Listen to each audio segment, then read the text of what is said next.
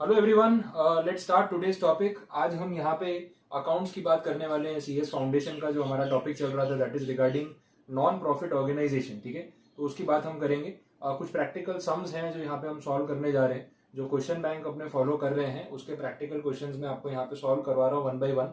आप भी साथ में नोटबुक में उसको सॉल्व करते जाइए, उसके सॉल्यूशंस प्रिपेयर कीजिए ताकि आपको पता चले कि एग्जैक्टली हमें कैलकुलेशंस कैसे करने हैं। थियोरेटिकल पार्ट मैंने आपको पिछले लेक्चर में समझा दिया था। उसमें हमने देखा था कि जो भी सारी चीज़ें हैं यहाँ पे रिगार्डिंग नॉन प्रॉफिट ऑर्गेनाइजेशन, उसमें सब्सक्रिप्शन फीस होती है, लाइफ टाइम मेंबरशिप फीस होती है, लेगेसी होती है, डोनेशंस होते हैं, कॉर्पस फंड होता है। बहुत कुछ हमने डिस्कस किया था नो डाउट, बट उसको प्रैक्टिकली इम्प्लीमेंट कैसे करना है ये आज हम यहाँ पे सीखने जा रहे हैं। ठीक है, तो शुरू करते हैं। आपके क्वेश्चन बैंक में जो हम यूज कर रहे थे उसमें प्रैक्टिकल एमसीक्यू स्टार्ट हो रहे हैं पेज नंबर 737 से, और फर्स्ट एमसीक्यू जो है दैट इज एमसीक्यू नंबर 55। तो चलिए उससे शुरुआत करने जा रहे हैं।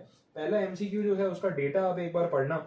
उसमें उन्होंने क्या बोला है, a club is of 200 members, subscription पर member is ₹3000 per annum, outstanding subscription at the beginning of the year and at the end of the year is ₹18,000 and ₹28,000.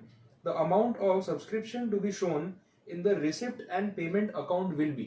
अब देखो रिसिप्ट एंड पेमेंट अकाउंट है क्या, पहले तो ये आपके mind में अच्छे से क्लियर होना चाहिए। मैं वापस से आपको रिकॉल करवा रहा हूँ। हमने देखा था रिसिप्ट एंड पेमेंट अकाउंट का मतलब है कैश बुक, कितना कैश आया कितना कैश गया उससे मतलब है। और एक दूसरा था income and expenditure account, that was the profit and loss account, ये हमने देखा था। ठीक है, तो जो डेटा दे रखा है उसके बेसिस पे देखते हैं यहाँ पे आपको किस तरीके से इसको सॉल्व करना है वो आप समझो। आप यहाँ पे एक सब्सक्रिप्शन अकाउंट बना सकते हैं। बहुत ही सिंपल वे में एक सब्सक्रिप्शन का लेजर बना लो, उससे क्लियर हो जाएगा। देखो सब्सक्रिप्शन फीस जो है वो रिसीवेबल है। ठीक है, तो अगर हम सब्सक्रिप्शन अकाउंट बना रहे हैं तो ये डेटर्स की तरह आप इसको ट्रीट करोगे, रिसीवेबल्स की तरह ट्रीट करोगे। तो अगर ओपनिंग में कोई अमाउंट रिसीव करना बाकी है तो वो आपकी असेट है, तो ऑब्वियसली वो डेबिट साइड पे हम लिखेंगे 18,000 रुपीज रिसीवेबल है, ऐसा बोला हुआ है। साथ में उन्होंने बोला है कि ईयर के एंड में जो रिसीवेबल बैलेंस बचता है वो कितना है, 28,000। अब पूरे साल में कितनी फीस है सब्सक्रिप्शन के थ्रू जो उनको रिसीव करनी थी, उसके लिए बोला कि 200 मेंबर्स हैं और 3,000 रुपीज पर एनम चार्ज करना है उनसे। मतलब इस साल 6 लाख रुपए का सब्सक्रिप्शन रिसीवेबल है। ठीक है, तो 18,000 तो ऑलरेडी देना बाकी था, और इस साल जो रिसीवेबल है दैट इज 6 लाख रुपीज। ठीक है, तो टोटल रिसीवेबल 6,18,000 हो गया। साल के एंड में अभी भी यहाँ पे 28,000 लेना बाकी है। तो अगर आप ये डिफरेंस का अमाउंट गिनोगे तो आपको पता चल जाएगा कि इतना अमाउंट कलेक्ट हुआ होगा। अब डिफरेंस निकाल लो, टोटल तो दोनों साइड सेम ही रहना चाहिए। तो यहाँ पे अमाउंट कितना आएगा, इट विल बी 5,90,000। ये आप गिन के देख लो। तो 5,90,000 it has been received in cash. तो ये इस साल का रिसिप्ट है और यही हमारा फाइनल आंसर है। तो रिसिप्ट एंड पेमेंट अकाउंट में आपको दिखाना पड़ेगा कि इस बार इनफ्लो आया है, डेबिट हुआ है प्लस साइड पे 5,90,000 रुपीज। क्लियर, यहां तक पता चल गया। तो ये आपका पहला क्वेश्चन हो गया, दैट इज क्वेश्चन नंबर 55 जो हम देख रहे थे। इसके बाद अगले क्वेश्चन पे चलते हैं। Let us check what is question number 56। ये आप एक बार साथ साथ में नोट कर लेना। ठीक है, इसका सॉल्यूशन एक बार आप देख लो, फिर आगे बढ़ते हैं। नेक्स्ट जो क्वेश्चन है क्वेश्चन नंबर 56, उसका कुछ डेटा इस तरीके से दिया हुआ है। A club is of 150 members, यहाँ पे टोटल 150 मेंबर्स हैं। इसके बाद सब्सक्रिप्शन पर मेंबर इज ₹500 पर मंथ।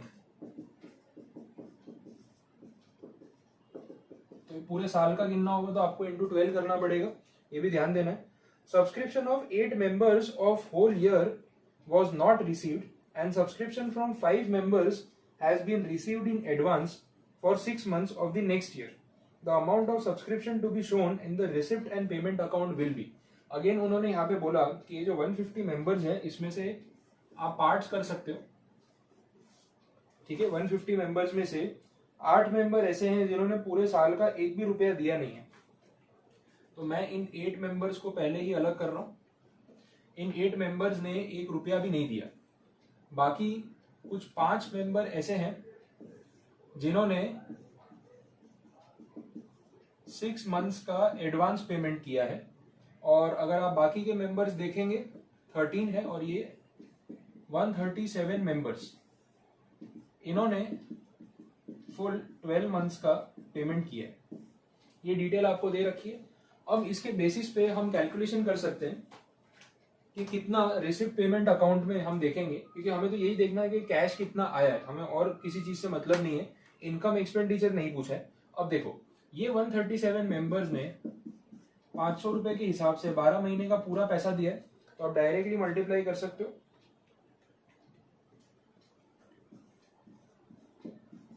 ये एक पार्ट हो गया।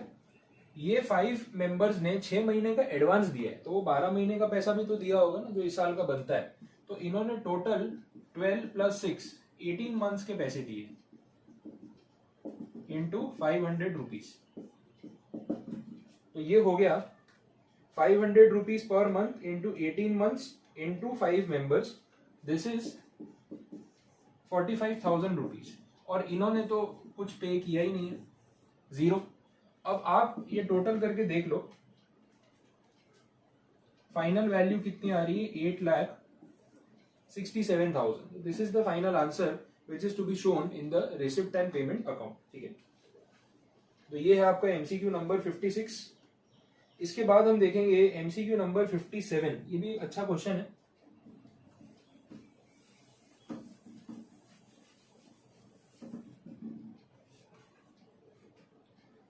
ठीक है, अब जो डेटा यहाँ पे दे रखा है उसमें 2 चीजें बोली है।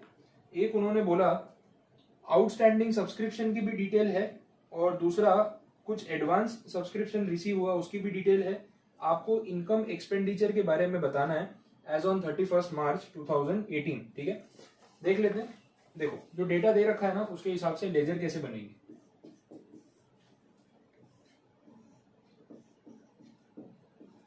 एक हमारा है सब्सक्रिप्शन अकाउंट,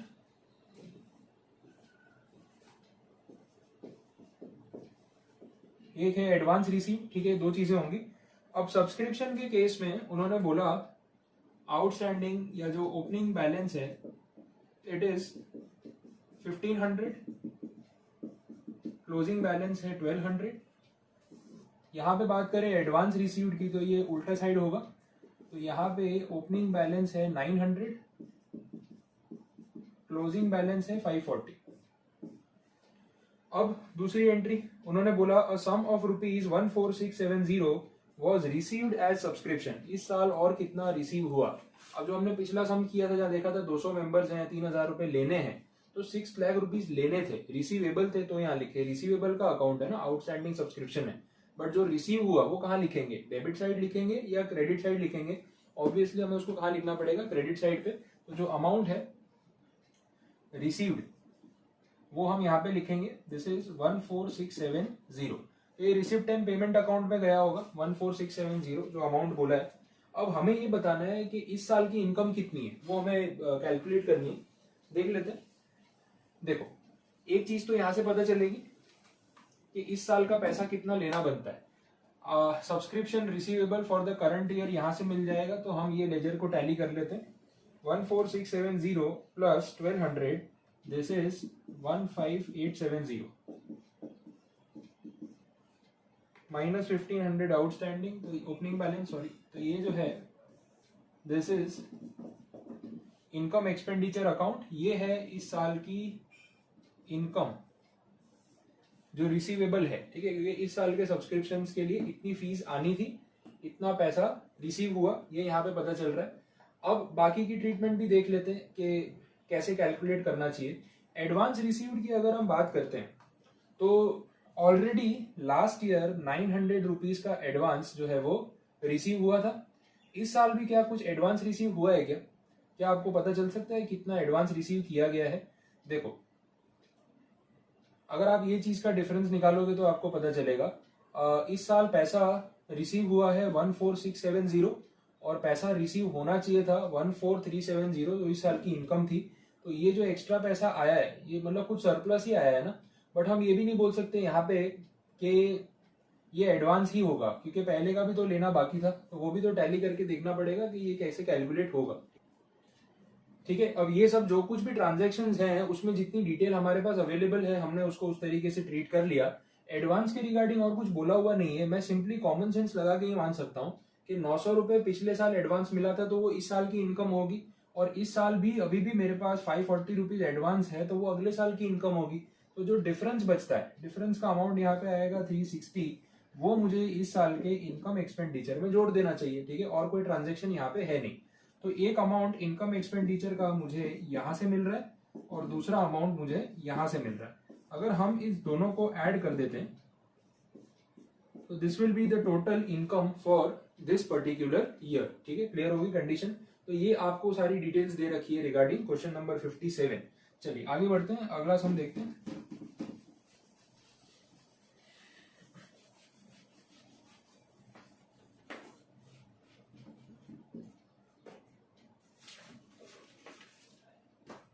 फिफ्टी सेवन के बाद क्वेश्चन नंबर 58 है, उसकी भी क्या डिटेल्स है पहले डेटा समझ लेते हैं।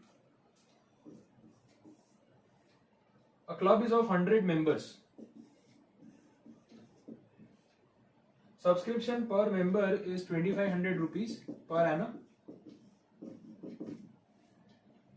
Rupees 2,18,000 are received during the year 16-17, which includes 20,000 rupees and 15,000 rupees subscription for the year 2015-16 and 2017-18. At the end of 16-17, the amount of outstanding subscription will be. अब अगेन हमें यहाँ पे आउटस्टैंडिंग सब्सक्रिप्शन की बात करनी है।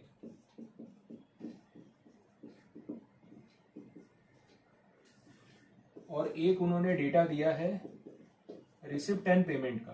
कितनी बार कैलकुलेशन डायरेक्टली भी हो जाता है, कितनी बार लेजर बना के इजी पड़ता है, तो जैसा डेटा हो हमें उस हिसाब से चलना चाहिए। देखो अब यहाँ पे जो डिटेल्स बता रहे हैं एक बार उसको पुट करके देखते हैं। सब्सक्रिप्शन पर मेंबर एक्चुअली में है 2500 रुपीज पर एनम, और 100 मेंबर्स हमारे पास क्लब में हैं ऑलरेडी। सब्सक्रिप्शन के बारे में उन्होंने ऐसा कुछ बोला नहीं है कि कोई आउटस्टैंडिंग सब्सक्रिप्शन जैसा कुछ था, उसकी कोई डिटेल्स अगर अवेलेबल हो तो हम देख लेते हैं।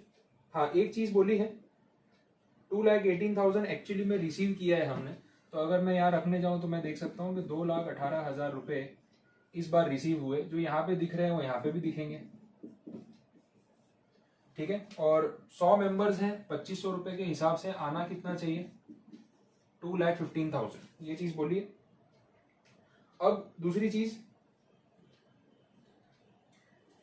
ये जो 2,18,000 रुपए रिसीव हुए हैं उसमें बोला है 20,000 रुपीज सब्सक्रिप्शन है फॉर द ईयर 15-16, मतलब ये लास्ट ईयर का पैसा बाकी होगा। ठीक है, अब लास्ट ईयर का अमाउंट बाकी होगा तो ओपनिंग बैलेंस में भी तो दिख रहा होगा ना, तो मैं यहाँ पे लिख सकता हूँ 20,000 रुपीज, वो इसमें आ गया, ऐसा बोला। दूसरा बोल रहे हैं 15,000 रुपीज जो है सब्सक्रिप्शन के नाम पे आया है, but this is for next year, तो ये तो कहीं ना कहीं एडवांस मनी आ गया। ठीक है, अब एडवांस आया है या ज्यादा पैसा आया है तो उसको भी यहाँ पे ट्रीट तो करना ही पड़ेगा। 2,50,000 जो रिसीवेबल है उससे ज्यादा ही हमें मिला है यहाँ पे। ठीक है, अब हमें बताना है कि at the end of the year the outstanding subscription will be. अब देखा जाए तो ये जो 2,18,000 है, मुझे इसमें 15,000 रुपए नहीं लिखना चाहिए क्योंकि वो इस बार का है ही नहीं, वो तो एडवांस दिया है किसी ने। ठीक है, तो यहाँ पे अल्टीमेटली जो नेट अमाउंट आना चाहिए वो कितना होना चाहिए 2,03,000। या तो आप इसको सामने लिख दो या इधर से माइनस करके नेट अमाउंट ही लिखो, कोई फर्क नहीं पड़ेगा। क्लियर, क्योंकि इस 2,18,000 में 20,000 लास्ट ईयर का है जो अब मिल रहा है, और 15,000 एडवांस है जो अगले साल का दिया है, तो अल्टीमेटली यहाँ पे 2,03,000 आना चाहिए। अब अगर आप इसको टोटल करके देखेंगे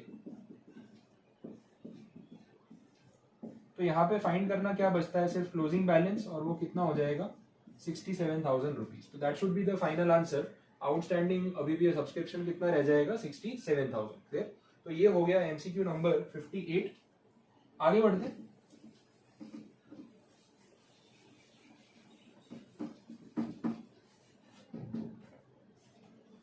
एमसीक्यू नंबर 59 है। ये सिमिलर पैटर्न का है, आई थिंक ये आप डायरेक्टली भी सॉल्व कर लेंगे तो हो जाएगा, इसमें मेरी जरूरत नहीं है। आगे बढ़ते हैं, नेक्स्ट क्वेश्चन। कुछ सेम टाइप के क्वेश्चन है तो फिर मैं वो नहीं करवाऊंगा। क्वेश्चन नंबर 60 देख लेते हैं। From the following find out the amount of subscriptions to be included in the income and expenditure account for the year 31st March 2009. Subscriptions were received during the year 2008-2009 as follows. अब कौन कौन से subscription कितने receive हुए थे उसकी detail दी है.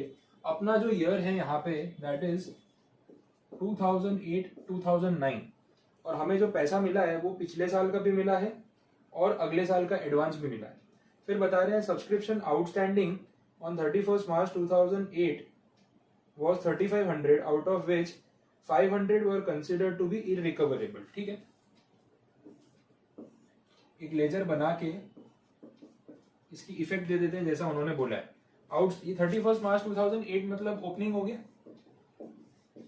तो यहाँ पे 3500 वैसे लेना बाकी था बट उसमें से 500 रुपए समझ आ गया था कि इररिकवरेबल है. तो नेट तो देखा जाए तो 3000 ही रिसीवेबल आप मान सकते हो क्योंकि 500 का जो बेड डेट हो चुका है. उसके बाद बोल रहे हैं on the same date subscription received in advance for 2008-2009 were rupees 2000. Subscriptions still outstanding as on 31st March amounted to rupees 6000. तो ये क्लोजिंग बैलेंस हो गया.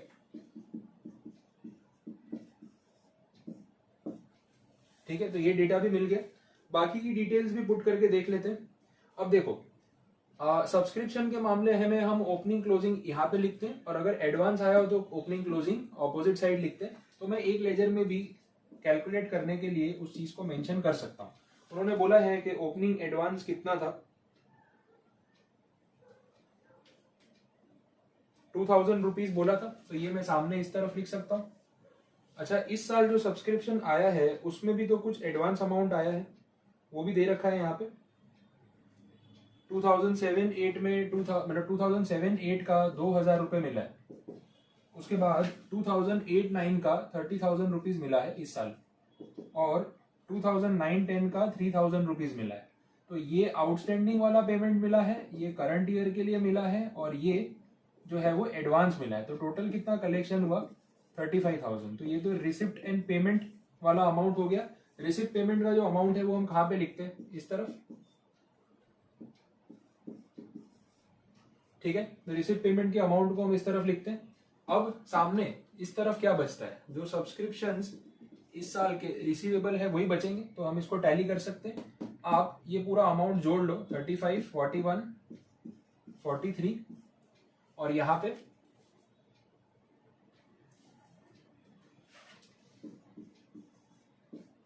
ठीक है. तो फाइनली और कोई एंट्री अगर रह गई हो तो हम देख लेते हैं. हाँ, एक पार्ट रह जाएगा. ये जो हमने एडवांस के बारे में यहाँ लिखा तो इसमें क्लोजिंग एडवांस भी था 3000. तो इसकी एंट्री आपको करनी पड़ेगी. ठीक है, और फाइनली जो अमाउंट आएगा 43 और ये 6000 तो इट विल बी 37,000. तो ये 37,000 का सब्सक्रिप्शन जो है वो इस बार इस साल के लिए रिसीवेबल है. आया कितना कितना नहीं वो तो हमें पता ही है, लेकिन एक्चुअली में इतना रिसीवेबल है. ठीक है, अब एक चीज तो इस तरीके से तो हमने इसको सॉल्व कर ही लिया. तो आपको सारी इफेक्ट एक ही लेजर में मिल गई. ओपनिंग बैलेंस मैं वापस से एक बार बता रहा हूँ, कंफ्यूजन मत रखना.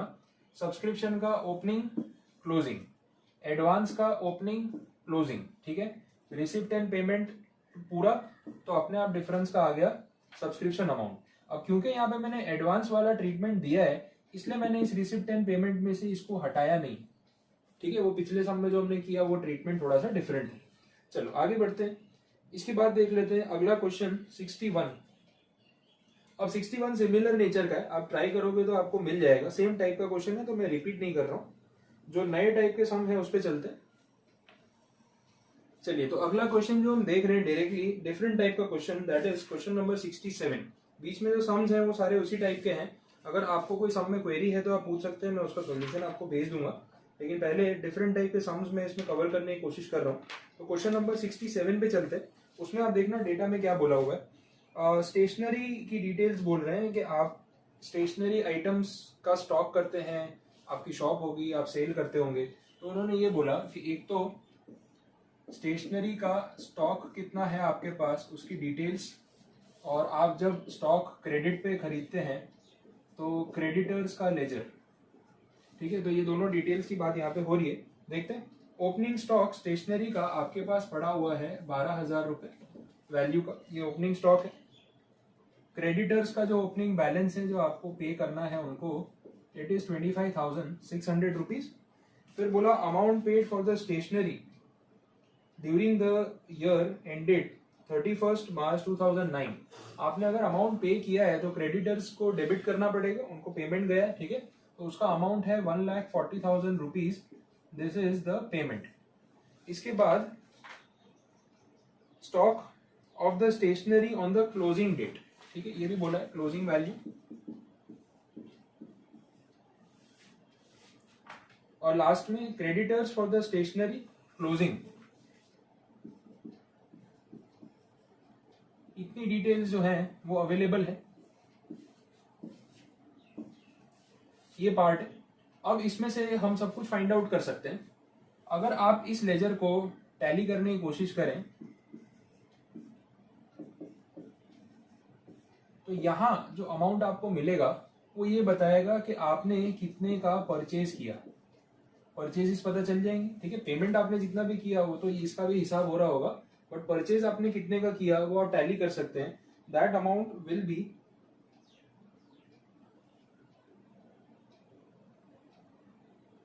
इसका डिफरेंस गिन लो आप, 164 minus 25,600,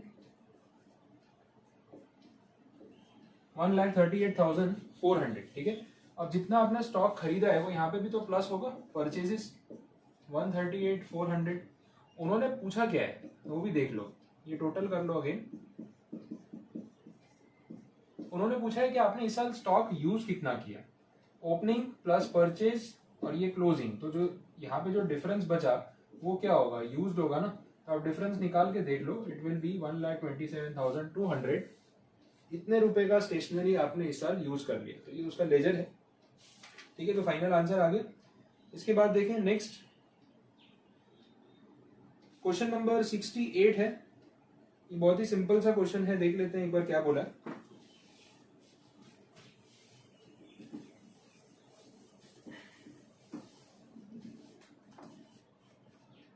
Without adjusting the items of outstanding subscription, outstanding rent, prepaid insurance, income and expenditure account of Purva Entertainment Club shown as a surplus of rupees 67,000।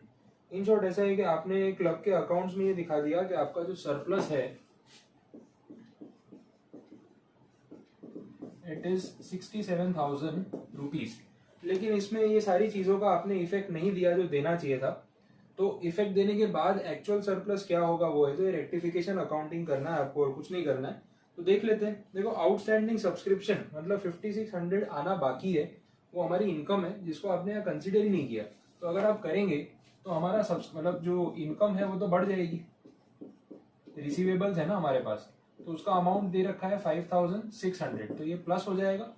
दूसरा इफेक्ट आउटस्टैंडिंग रेंट का है जिसको आपने कंसिडर नहीं किया, तो ये तो खर्चा है ना, खर्चा कंसिडर करते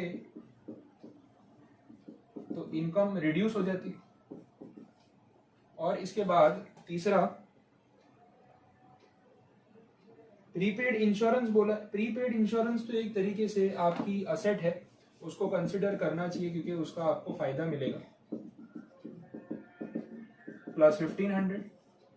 अब ये सब करके आप फाइनली अगर इसको टैली करेंगे तो आपको आंसर मिलना चाहिए रुपीज 70,600 जो हमारी फाइनल वैल्यू होगी। क्लियर? तो ये हो गया एमसीक्यू नंबर 68। 69 अगेन वो स्टेशनरी वाला ही सम है, सिमिलर पैटर्न का आप ट्राई कर सकते हैं। 70 में बता रहे हैं non profit organisation receive 10,000 as entrance fee of a new member. If 20% of the fee has to be capitalised, what is the amount of the fee need to be shown in the income expenditure. ओरली हो जाएगा। अगर 10,000 मिले और उसमें से 2,000 capitalise करने हैं तो बाकी के आप इनकम में दिखाओगे कितना, 8,000 रुपए। तो ये इम्प्लाइड था। 71 सेम पैटर्न का क्वेश्चन जो हमने पहले किया।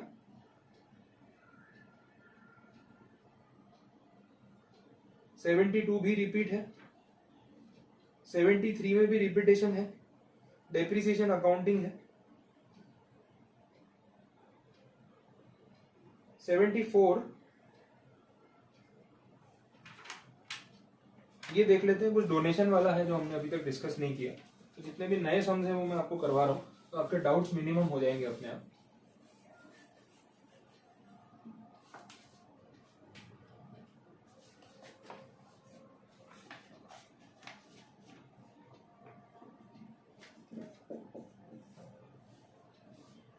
कैपिटल फंड है उसका क्लोजिंग बैलेंस बताया हुआ है, डोनेशंस कितने कैपिटलाइज हुए ड्यूरिंग द ईयर वो बताए हुए हैं।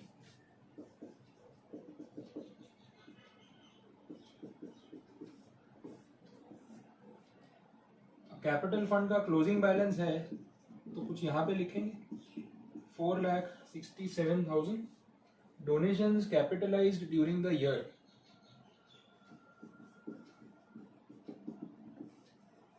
इस साल आपने कितने कैपिटलाइज किए 12,500। Surplus in income and expenditure account, देखो इनकम एक्सपेंडिचर अकाउंट का जो सरप्लस बचता है वो भी तो कैपिटल में आके ऐड होता है ना। ये अमाउंट है आपका 18,750। अब बोला है ओपनिंग बैलेंस कितना रहा होगा, बहुत सिंपल है, सिर्फ टैली करना है, ये दोनों इसमें से माइनस कर दो, अपने आप आपका आंसर आ जाएगा एंड दैट विल बी 4,35,750। ये होगा आपका ओपनिंग बैलेंस। तो ये भी एक इजी क्वेश्चन था, ज्यादा डिफिकल्ट नहीं था, ठीक है। आगे बढ़ते हैं 75। यहाँ अगेन डोनेशन की बात की है, ये सिमिलर टॉपिक रहेगा, रिपीट नहीं कर रहा हूं मैं। 76 में भी वो क्रेडिटर्स वाला ही क्वेश्चन है जो अभी हमने सॉल्व किया, 77 में भी वो स्टॉक वाला क्वेश्चन है, और 78 में उसमें भी सिमिलर है, स्टेशनरी के बदले बार स्टॉक कर दिया है, क्लब का एग्जांपल है। Amount paid to creditors of medicine word लिखा है तो मेडिसिन कट कर देना, एक्चुअली वो बाहर आएगा, क्वेश्चन कॉपी पेस्ट करने में मिस्टेक कर दी है। तो ये सिमिलर पैटर्न के क्वेश्चन है जो हमने देखे, आप एक बार इनको सॉल्व करके देख लेना, अगर कोई क्वेरी निकलती है तो हम उसको डिस्कस कर लेंगे, ठीक है। तो आपके डाउट्स पे रहेगा कि क्या पेंडिंग रहता है, और आगे के जो थियरी एमसीक्यूज हैं वो आपको सॉल्व करके रखने हैं, उसमें कोई डाउट्स होंगे तो आप मुझे इन्फॉर्म कर देना, मैं वो डाउट्स आपके कंप्लीट करवा दूंगा, ठीक है। तो यहाँ तक हमारे आते आते पूरा चैप्टर जो है उसके प्रैक्टिकल एप्लीकेशंस कंप्लीट हुए, एग्जाम पॉइंट ऑफ व्यू से मोर देन इनफ है, ठीक है। इससे ज़्यादा कुछ करने की आपको रिक्वायरमेंट नहीं रहेगी। अब इसके बाद अपना एक पार्टनरशिप वाला चैप्टर बचा है, तो नेक्स्ट वीडियो लेक्चर से हम उसको स्टार्ट करेंगे, ठीक है। Thank you so much.